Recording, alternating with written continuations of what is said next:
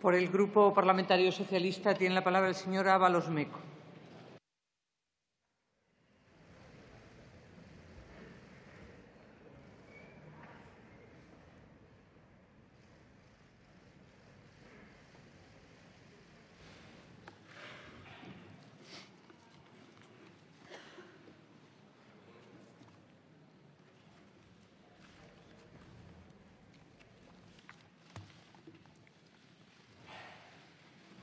Buenos días. Ayer la diputada Irene Montero trajo un verso del entrañable Antonio Machado. Antonio Machado representó, para gente como yo, nuestro propio crecimiento personal, ¿no? Nos enseñó a comprometernos políticamente también. Así es que le agradezco que utilizara este verso. Dijo que ya hay un español que quiere vivir y a vivir empieza, entre una España que muere y otra España que bosteza.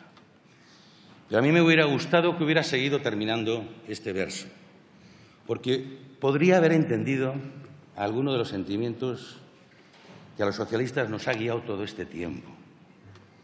El verso sigue: españolito que vienes al mundo te guarde Dios. Una de las dos Españas ha de darte el corazón. Y efectivamente, esta es la historia de nuestra España, ¿no? La historia que decía Gil de Viedma, la más triste de todas las historias tristes, es sin duda la de España. Y algunos que vivimos el ambiente de la derrota, una España de vencidos y vencedores, de dos Españas irreconciliables, con cultos, ideologías que nos hacía imposible ser españoles, había que acabar con eso. Y ese es el surgimiento de ese régimen del 78. Es ese. Eso que llaman régimen del 78. Yo compartí en esa época, con gente que había peleado muchísimo. Fíjese qué cosas. Yo era un muchacho, un adolescente, militaba en la Juventud Comunista. Era ilegal. Y yo veía a los veteranos y aprendía de ellos. Me quedaba embobado escuchándoles. La gente mayor era una referencia. Nos gustaba la gente con experiencia. ¿Por qué? Porque acreditaba trayectorias, porque sabíamos lo que habían hecho. Y vi muchísima generosidad, y aprendimos generosidad. Y entendimos que teníamos que construir una España para todos los españoles, que no tuviera a ningún españolito que leérsele el corazón. Ese fue nuestro empeño. Y ese es el proyecto del Partido Socialista. Y por eso trabajamos en una idea básica: la cohesión social. La cohesión social. Acabar con la división. ¿Y qué es cohesión social? Pues alimentar el sentimiento de pertenencia a esta nación, sentirse parte de la misma, que no tuviéramos que optar por una bandera u otra, que nos cobijara a todos, y tener un proyecto nacional, un proyecto de país que nos permitiera esa pertenencia. Y esa es la obra del Partido Socialista: igualar, cohesionar y hacer una patria, eso sí, una patria para todos los españoles. Señorías, nuestro país se encuentra en una situación excepcional caracterizada por dos realidades palmarias: el deterioro social y el descrédito de las instituciones democráticas. El máximo responsable de esta doble degradación social e institucional es el Gobierno del Partido Popular, que merece, por tanto, la máxima crítica, una clara reprobación y la aplicación de un correctivo político por parte de los representantes de la ciudadanía española, de esta Cámara. El gravísimo deterioro social que sufren los españoles tiene su origen en las políticas de recortes de derechos emprendidos por el Gobierno del Partido Popular desde el año 2012, aprovechando la crisis económica y financiera.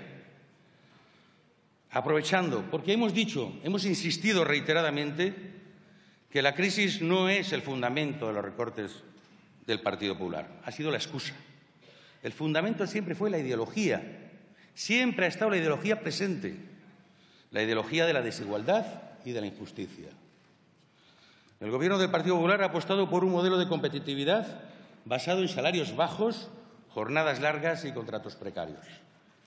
La distribución de las rentas demuestra menos remuneración a los asalariados mientras suben los beneficios empresariales. Aumentan las desigualdades y se agrava el empobrecimiento de los perdedores de la crisis, fundamentalmente parados de larga duración. Han pasado ya 5 años desde la aprobación de la reforma laboral y es urgente su derogación. La reforma laboral ha tenido como resultado un paro de larga duración cronificado, un paro juvenil disparado, junto a los mayores niveles de Europa en explotación y empobrecimiento laboral. Han apostado ustedes por un modelo de precarización creciente, de salarios indignos, de horas de trabajo impagadas, de flexibilización del despido. Han destruido ustedes la negociación colectiva, una conquista de los trabajadores de este país. Han debilitado las políticas activas de empleo y no alcanza el 50% el número de desempleados que tiene alguna prestación. Y las principales perjudicadas son las mujeres, que son expulsadas del mercado de trabajo. Su tasa de actividad comenzó a bajar desde 2012, por primera vez en 40 años, y no ha dejado de hacerlo.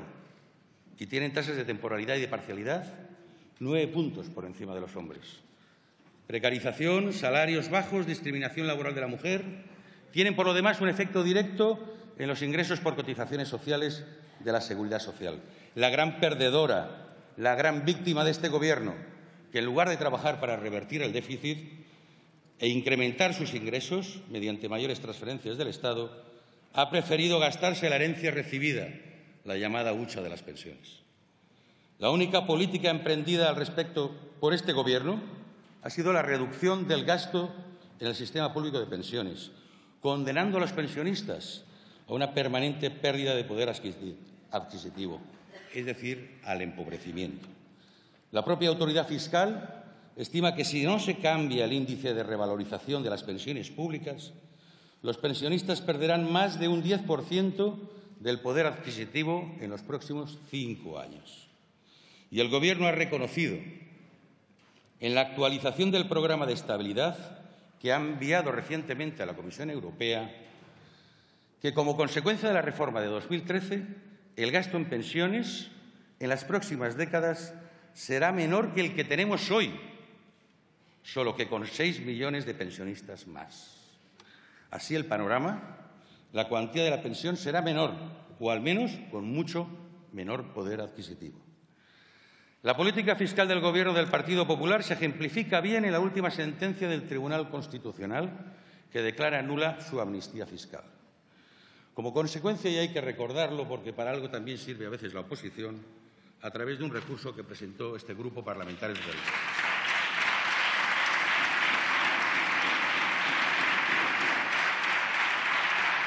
Cinco años después tenemos la sentencia. Es así como se da la razón también en este país, con el tiempo. En 2012, cuando se decretó esta amnistía fiscal, hay que situarse en el contexto. El Gobierno subía los impuestos, pese a su famoso liberalismo. Subía los impuestos a los trabajadores, el IRPF y el IVA de los chuches incluido. A los grandes defraudadores se les perdonaba el pago, sin embargo, de sus obligaciones tributarias. Una amnistía injusta e inmoral, diseñada y aplicada por el ausente ministro de Hacienda, Cristóbal Montoro. Esta amnistía ha sido un traje a medida para presuntos delincuentes y defraudadores, muchos de ellos dirigentes del Partido Popular. No hay caso de corrupción en España en el que alguno de sus implicados no se haya acogido a esta amnistía. En cualquier país de nuestro entorno, el ministro de Hacienda hubiera dimitido ya. Pero aquí sigue en su escaño cuando quiere venir. El Grupo Socialista pondrá la semana que viene en marcha la reprobación del señor Montoro, para ir haciendo una lista de ministros reprobados. Los recortes sociales han cebado especialmente entre los parados, con menos cobertura y menos prestaciones, entre los pensionistas, con pérdidas graves de poder adquisitivo, y entre las personas en situación de dependencia, con una inaplicación dolosa dolorosa y vergonzosa de la ley que les garantiza atención y ayuda y que tenemos el orgullo de haber promovido. Ninguna medida para avanzar en una igualdad retributiva entre hombres y mujeres, ni en materia de conciliación y corresponsabilidad. Ninguna medida se ha dado en los últimos 5 años para avanzar en el necesario conocimiento y sensibilización contra la violencia de género. Una violencia que mata a las mujeres, que mata a los hijos y a las hijas de estas mujeres y que necesita de la articulación del demandado Plan de Prevención de Violencia de Género de carácter permanente. Y es que el Gobierno del Partido Popular ha supuesto un claro retroceso en la igualdad entre mujeres y hombres. Ha dejado de desarrollar acciones normativas y políticas públicas que son imprescindibles para avanzar en este campo. Han impedido la tramitación de iniciativas para equiparar los permisos de maternidad y paternidad y hacerlos intransferibles. Han acabado con los planes de igualdad de las empresas al desarticular la negociación colectiva. Han recortado el presupuesto de igualdad. Acabamos de aprobar unos presupuestos generales del Estado sin ningún recuerdo para estas políticas. Han limitado el derecho de las mujeres jóvenes a la interrupción voluntaria del embarazo. Con ustedes se ha agrandado la brecha de género. Han sido un Gobierno con un clarísimo impacto de género negativo.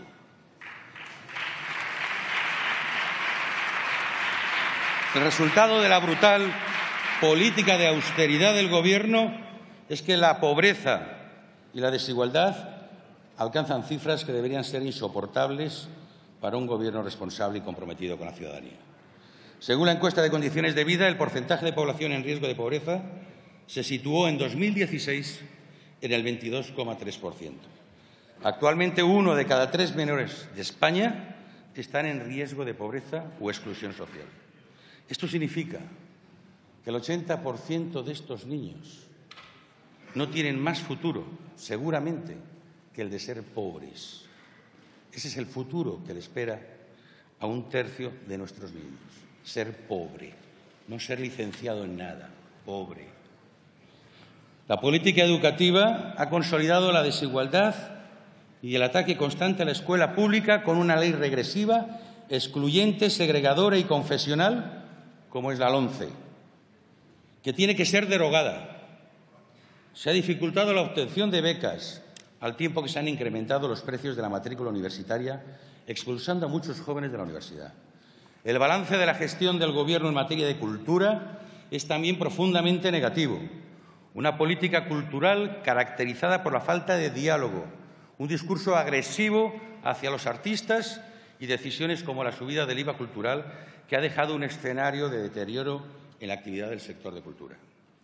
Condenan también a los jóvenes a buscar su presente y su futuro fuera de nuestro país. Miles de jóvenes han salido de España en busca de una oportunidad laboral. Esta salida, además del sacrificio personal y familiar, representa una descapitalización del talento que ha afectado especialmente al sistema de ciencia, tecnología e innovación de nuestro país y que, de no revertirse, perjudicará gravemente a nuestro futuro desarrollo social y económico. Señorías, el descrédito institucional de nuestro país ha alcanzado cotas desconocidas desde la recuperación de la democracia. La justicia ha acreditado que el partido que preside el, a su vez, presidente del Gobierno, se presentaba a las elecciones con la ventaja fraudulenta de una financiación adicional e ilegal. Un partido dopado. El primer partido político que en la historia de nuestra democracia se sienta en el banquillo, como partícipe a título lucrativo en una trama de corrupción. No hay tesorero o administrador del Partido Popular que no esté investigado, encausado o directamente en la cárcel. Y los españoles ya estamos muy familiarizados con siglas como las de la UCO en la Guardia Civil y muy poco con otras como el SEPE o Servicio Público de Empleo. El próximo día 26 de julio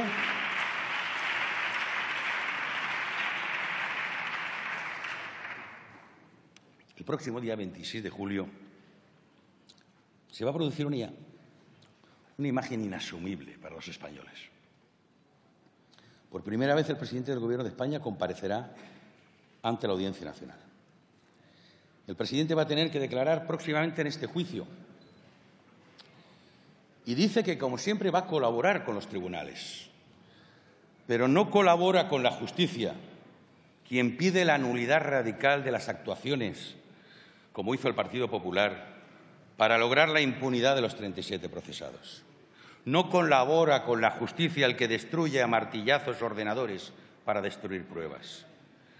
Porque va a declarar como testigo, sí, pero en un juicio en que los acusados son altos dirigentes de su partido por delitos que pudieron cometer precisamente porque estaban en el partido o vinculados al Partido Popular. Ni uno solo de los que se sentarán en el banquillo podrían haber cometido esos delitos si no hubieran estado en el Partido Popular. Un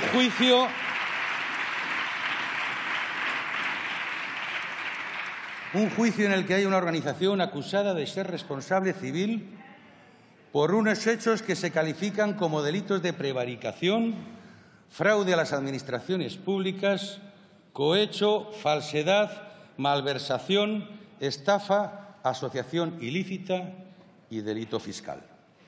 Y esa organización es el Partido Popular, que el señor Rajoy preside desde hace 13 años. Por eso va a declarar en la audiencia. Y va a sentarse allí como testigo. Pero cuando mire al banquillo de los acusados, no dejará de reconocer a todos como viejos compañeros de partido. Recordará reuniones internas, preparativos de campañas electorales. Ellos también le mirarán y lo reconocerán. Por eso quería declarar por videoconferencia, para evitar por todos los medios esos cruces de miradas, que hoy ya sabremos que no podrá evitar. Y ustedes, señores del Partido Popular, no han optado por luchar contra la corrupción, por controlar a los corruptos que aparecen en su partido, sino por controlar a los jueces y fiscales encargados de investigarles y juzgarles, como hicieron con el nombramiento de Manuel Moix como fiscal jefe de anticorrupción y con las maniobras dirigidas a obstaculizar la actuación de los fiscales encargados de la investigación del caso Leza, como han hecho con otros nombramientos promovidos en el Ministerio Fiscal para favorecer los intereses de los investigados en las causas de corrupción que les afectan y que han provocado que esta Cámara haya reprobado por primera vez en la democracia a un ministro y al fiscal general del Estado.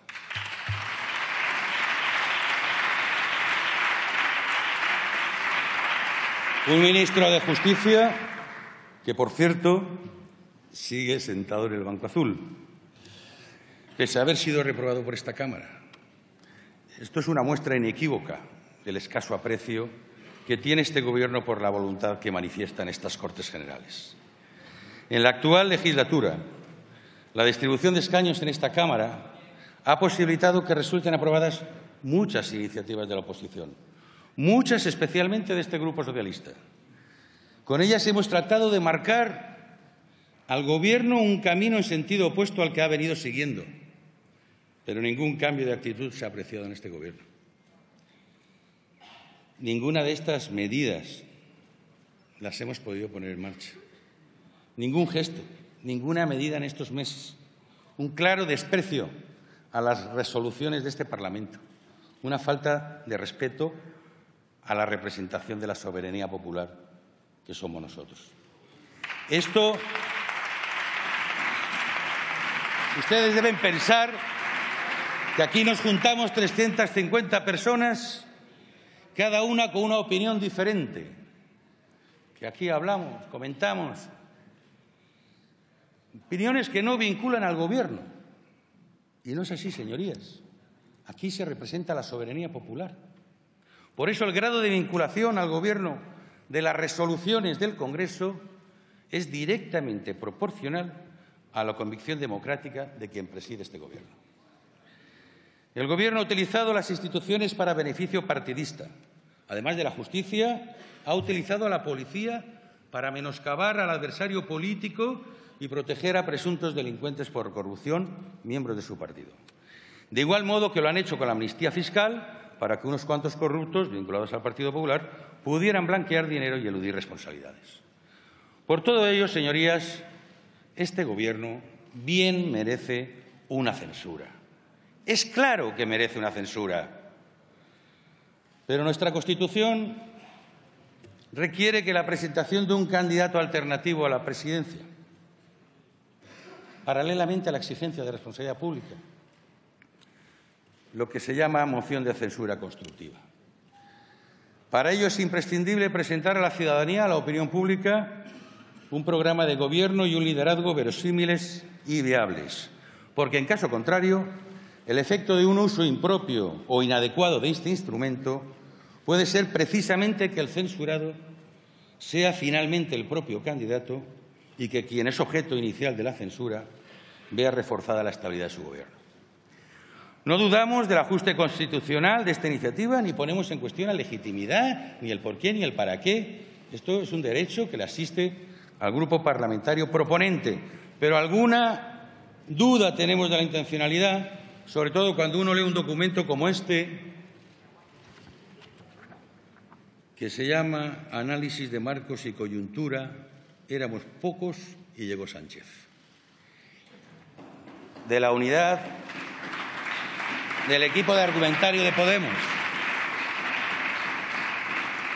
del 26 de mayo, y que dice que el tema central ahora, en estas próximas 3 semanas, no es tanto echar al Partido Popular como realidad, como el saber seguir estando al frente de la ola de indignación y vergüenza contra el Gobierno del Partido Popular que se ha desatado. Entonces, la pregunta es, ¿les preocupa la indignación y la vergüenza de la ciudadanía?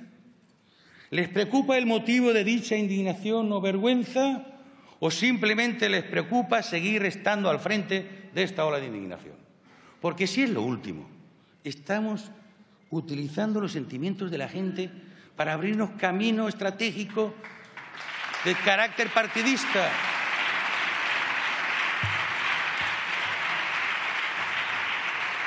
El documento no tiene desperdicio, ¿no? Imagino que es de ustedes, pero no tiene desperdicio. Es fundamental en este momento no ceder en lo más mínimo a las trampas vinculadas a la posibilidad de pactar una moción con el Partido Socialista previa retirada sin condiciones de la nuestra, que nos pueda entender desde espacios como Compromís, ya hecho, o cierta izquierda mediática próxima al sanchismo que nos pretendan hacer. O sea, que no hay que caer en esa trampa. Cualquier concesión discursiva o política a quienes hablan de que debemos retirar la moción por responsabilidad no solo no tendría un efecto positivo, sino que sería otorgar al PSOE el liderazgo de facto de la oposición y un escenario a medio plazo muy favorable para sus intereses.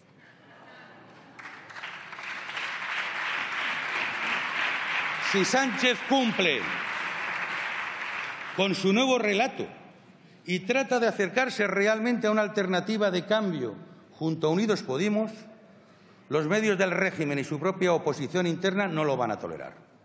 Si no lo hace, seremos nosotros quienes lo castiguemos por ello y sus propias bases y votantes reilusionados las que se sentirán traicionadas.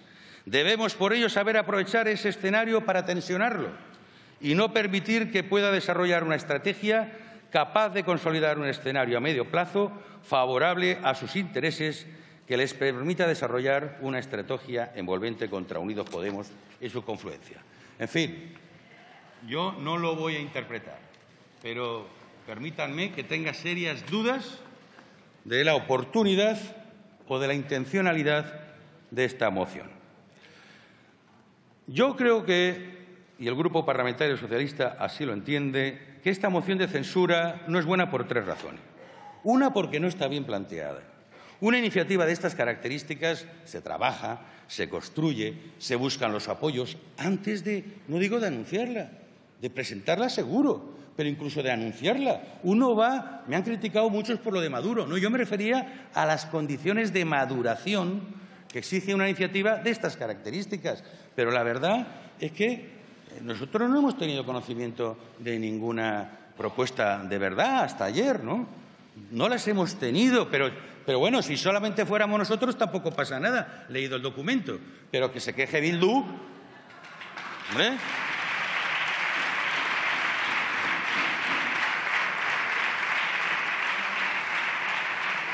Es cierto que una iniciativa de este tipo, pretender ganarla es muy complicado. Y ni siquiera los antecedentes históricos se hizo con este propósito. Se hizo básicamente con el propósito de dejar clara una posición, de protagonizar la vida política y, sobre todo, de generar expectativas en torno a una alternativa de futuro. Pero aquí todo eso, pues como que no se da, ¿no? Porque con 15 apoyos más, ignorando a la principal fuerza de la oposición, pues no parece que vayamos a generar una alternativa. Dicho esto, yo agradezco las palabras del señor candidato. Le agradezco, primero, el tono, porque no hay color. Entre ser un insultado y ser tratado como esta vez, no hay color. O sea, yo lo agradezco. No solamente lo agradezco, sino que recojo la invitación. Recojo la invitación. Prefiero así que de la otra forma que hemos conocido. Pero aquí no se va a conseguir un resultado que se pueda visualizar una alternativa. La moción no va a prosperar. No va a prosperar. Y al final lo único que se va a conseguir es que esta bancada se levante a aplaudir, como si hubiera superado un ataque feroz, como si hubiera superado una prueba dificilísima. Y al final nos vamos a consolidar un poquito más. Es que eso es la foto que va a quedar. Vamos a fortalecer a aquel que queríamos censurar. Por lo tanto, no me parece la vía más adecuada. Y, desde luego, no nos traslade la presión sobre nuestro voto sabiendo que en esta ocasión es irrelevante. Si ni aunque le votáramos que sí, esto va para adelante. ¿Verdad que no? Pues entonces dejen de alimentar la expectativa de que aquí nos estamos jugando el que el señor Rajoy salga. Porque no es verdad. No es verdad. No es verdad. No es verdad. Mire, había una oportunidad estupenda hace un año. A mí me sabe mal recordarla. Pero es que si hubiéramos aprovechado esa oportunidad, toda esta parte de discurso que he hecho yo, me la hubiera ahorrado, y esta sesión de 2 días no la hubiéramos ahorrado, y hoy tendríamos un gobierno progresista de regeneración. Y no lo tenemos. Estamos peor. Sí, por una razón. El candidato nos ha dicho que lo importante no es la candidatura, que lo importante es acabar con el gobierno del señor Rajoy. Pero es que hace 1 año y pico era lo mismo. No era la candidatura, no pongan la excusa, no la pongan. Si ahora da igual, antes también. Es lo mismo, es lo mismo. ¿Usted cree que la candidatura que nos ofrece, imaginemos que votamos unos cuantos que sí y sale? Imaginémoslo, ¿puesto a imaginar? Ahora, ¿con qué mayoría parlamentaria gobierna usted? ¿Con qué mayoría va a gobernar el día a día así? ¿No ve que es inviable? Pero entonces no generemos una expectativa falsa. Este es un acto fallido en origen. Y, desde luego, libérenos de esa responsabilidad. Yo le agradezco que nos trate bien, pero quítenos la responsabilidad de que parece ser que ahora el señor Rajoy, porque nos abstengamos, va a ser la culpa de que sigan, porque no es verdad. Y porque, además, lo que queremos demostrarle es que a veces abstenerse pues tampoco es tan grave. Tampoco es tan grave. Hay una cuestión que se me está yendo el tiempo, pero hay una cuestión que sí que me interesa, y a este grupo le interesa mirar al futuro. Dicho esto del pasado, vamos a dejarlo ahí. Nos interesa el futuro. Y en ese futuro nos importan las reformas que podamos emprender, las reformas que podamos impulsar desde las mayorías alternativas en este Congreso, y por eso le recojo el guante. Reformas sobre un nuevo estatuto de los trabajadores que recupere derechos y libertades. Reformas para revertir los recortes sociales y los recortes en libertades. Pero una reforma ineludible también, y como aquí ha estado presente en todo el debate, es la que afecta a la organización territorial del Estado y, en concreto, el caso de Cataluña. Los socialistas estamos dispuestos a trabajar y a colaborar con los demás para lograr esa reforma territorial pendiente. Es la de hoy una buena ocasión para volver a ofrecernos a la más importante tarea colectiva en estos momentos. Hubo algunas actitudes que no favorecieron la convivencia. El Partido Popular hizo todo lo posible para que fracasara el pacto estatutario y después no ha hecho nada en 5 años para favorecer el diálogo entre los gobiernos catalán y español. Pero no es el Gobierno el responsable del más descarado y prepotente ataque a la integridad del Estado y a la soberanía nacional. El primer deber de un demócrata es el respeto a la Constitución y a la ley. No hay democracia sin ley. No hay democracia sin ley. La ley no es divisible, ni admite un cumplimiento parcial. No puedo coger lo que me gusta y lo que no me gusta. Todo es ley. Ni mucho menos se pueden permitir, por lo tanto, qué normas cumplimos y qué normas violamos. Y por todo ello reiteramos nuestro compromiso con cuantas medidas legales se adopten para seguir cumpliendo con la ley e impedir cuanto contribuya a romper la realidad de nuestro país ni un Estado de Derecho. No entendemos España sin Cataluña ni Cataluña sin España. Y lo reafirmaremos cuantas veces haga falta, aunque nos canse. También hemos dicho una y otra vez que la responsabilidad de las decisiones que desde hace tiempo se toman en Cataluña corresponden exclusivamente a sus autores y promotores. Y lo mismo ocurre con las consecuencias que de ello se deriven. La fractura no triunfará, pero dejará heridas profundas dentro y fuera de Cataluña. Y nuestro deber también es evitarlas, intentando que haya diálogo y no silencio, hacer política y no trincheras. De la ley a la ley. Ese fue el camino que iniciamos hace 40 años, el que nos ha permitido nuestro mejor periodo histórico. No es ningún obstáculo la Constitución. En cuanto marco de convivencia, puede adaptarse a las necesidades mayoritariamente sentidas, siempre que se haga de acuerdo con las normas establecidas, sin buscar otros atajos que no contemplan el respeto a esta ley y, por supuesto, con la mayoría suficiente. Nosotros hemos propuesto una reforma constitucional federal que reconozca la realidad nacional catalana. Es una propuesta que lleva asociada, además, una voluntad clara de que los catalanes y el conjunto de los ciudadanos y ciudadanas españoles voten, sí, pero queremos que voten de verdad, con todas las de la ley y en el marco de la ley. Hay una cuestión, si me permite, una pregunta, señor Iglesias, porque ayer defendió el derecho a decidir de Cataluña y del País Vasco, hoy también. Yo le pregunto, si todas las comunidades autónomas deciden ejercer ese derecho a decidir que hoy les ofrece para determinar el tipo de relación jurídica especial a mantener con el Estado, ¿me quiere decir ante quién lo ejercen? ¿Dónde estará ese Estado? ¿En qué consiste? O dicho de otro modo, ¿España para usted es algo superior y diferente a las 17 comunidades autónomas? ¿O se reduce a la mera suma artificial de estas comunidades? ¿Tiene España identidad propia, más allá de la suma de 17 comunidades autónomas? ¿El Estado español tiene territorio o es solo un entramado administrativo de gestión de lo que cada una de estas comunidades autodeterminadas decidiera y estableciera libremente? Y si esto no es así, ¿me puede decir cuáles son las entidades territoriales a las que niega a priori la condición de nación, las que no pueden autodeterminarse, las que se quedarían reducidas a constituir una España que ya no sabríamos qué es? Señorías, miremos hacia adelante. Al Grupo Parlamentario Socialista lo que le importa es construir una mayoría alternativa para ganar elecciones y hacer la revolución allá donde resulta más eficaz, en el Boletín Oficial del Estado, para ofrecer a los españoles de nuevo la esperanza de un futuro mejor. ¿Cómo? Pues con una izquierda valiente, pero de gobierno. De gobierno, pero valiente. Las dos cosas. Ese es nuestro empeño y ese será nuestro trabajo. Solo para terminar,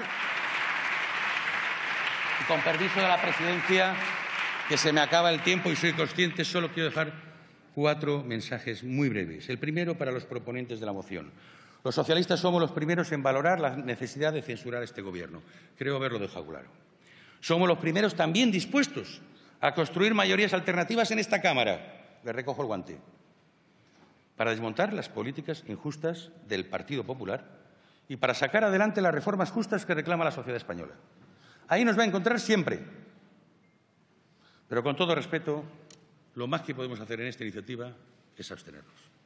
El segundo mensaje es para el Gobierno del Partido Popular.